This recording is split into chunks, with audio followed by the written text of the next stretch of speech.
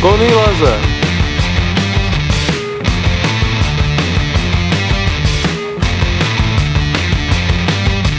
Dělej, hej, tu jede ten vlák. Ty to lezeš jak význal.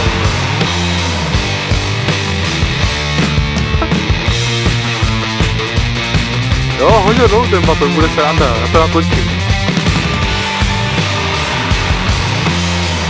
Ne.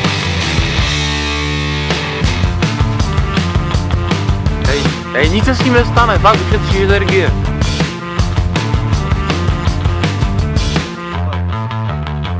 Když to není výška, ale to 2 metry, jo. Jak to lezí, teď já jsem to šel po rukách, jo. Ježíš, teď. Včera při alkoholu, že? To jako nic, žádný strach. A teď jak to důchodce, jo. Hej, potlač ho, kurva, mají potlač.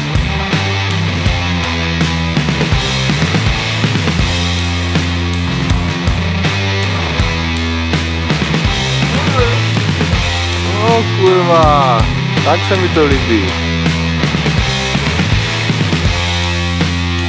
Já nevím, co udělám, dívej, tak spadnete, ne ještě.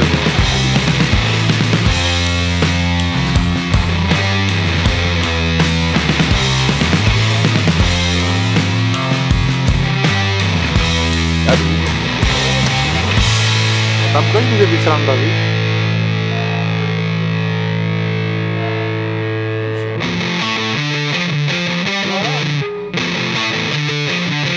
No, to jsem zvědavý, co bude. No, jezdí to tam, no, je.